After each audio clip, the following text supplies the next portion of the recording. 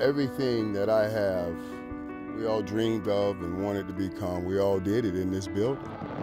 There was never any doubt that we would get to this point, but the concern was how long it was going to take. You know, I can remember being on this practice field with Michael Irvin on hot July days when no one else was around.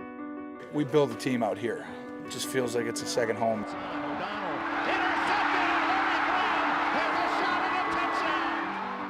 There's nothing like pro football and being inside a locker room, so there will be some emotion there. I mean, you got to move on, move forward. We did it our way, baby! We did it! We did it!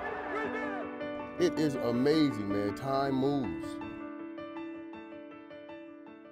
Dallas Cowboys headquarters at Valley Ranch opened in 1985 to a Cowboys team in decline. Of course, this is the culmination of 4.5 years of long and arduous work. They made the playoffs that year, but not again until 1991. I'm just here being in the picket line. That's about it. During the NFL strike in 1987, players gathered outside Valley Ranch awaiting the arrival of the replacement player. Hey, Scabs! The first of the triplets arrived in 1988. Probably no better facilities in the world. I mean, it's a beautiful place. Michael Irvin was picked 11th overall, and his first season with the Cowboys would be Tom Landry's last. My new dad. Less than a year later, Irvin's dad was gone. You never know how many fouls.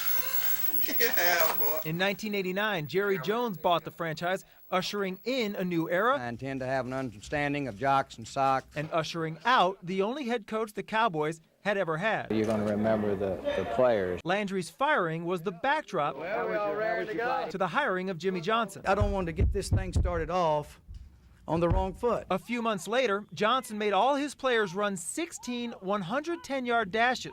And that's what led to this memorable moment in Valley Ranch history. Asthma my ass, get over there on that other field and have some asthma. The Cowboys made Troy Aikman their #1 overall pick in 1989. Just taking things slow, get to know one another. In October of that year, and this was a great place for me. The Cowboys traded the talented Herschel Walker to Minnesota for a bunch of high draft picks. One owner said it's a great train robbery. The following spring, Dallas drafted Emmitt Smith, and the wins and the Super Bowl titles followed. Maybe it added a little hope to the team or something, I don't know. In 1994, Jones decided there were 500 coaches who could win a Super Bowl in Dallas.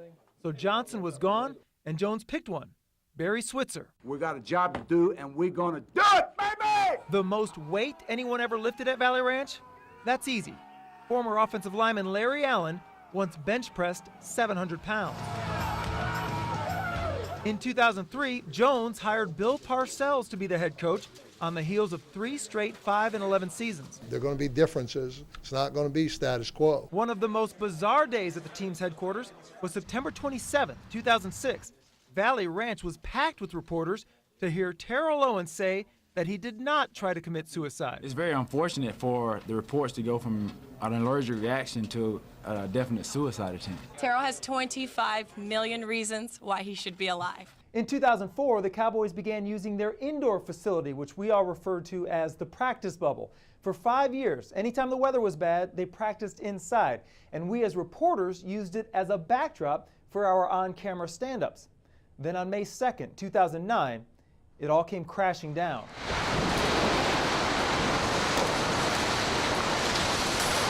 It was a Saturday in early May, and it was the darkest day Valley Ranch ever had.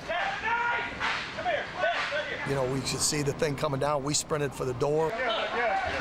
Ambulance is coming. 1 year later, the Cowboys drafted Dez Bryant. It's just unbelievable right now. I'm speechless. And he remembers his first day at Valley Ranch in 2010. When I first walked in his locker room, you know, I couldn't believe it. Bryant was involved in his own memorable moment in the locker room last year when he shouted at a reporter. You just did! How about y'all fix it, bitch? Amazing, you know, what's gone on since we've been here, 3 Super Bowls. So all of those dreams are really thought up right over there. For 31 years, Valley Ranch has been home to the Dallas Cowboys for the good days and the bad. I know I'm going to miss it. I tell you that, I'm going to miss it. For the wins and the losses. The memories you have are not just the great ones, but also the ones that were learning experiences for you. Their next home in Frisco will be newer, bigger, and better. The great coaches and people who have walked these halls, it's, you know, we're going to miss it. But it won't be Valley Ranch. This is a place that we embrace. This is where the work gets done, is the foundation of everything. And we all feel really fortunate and privileged to be a part of Valley Ranch through the years.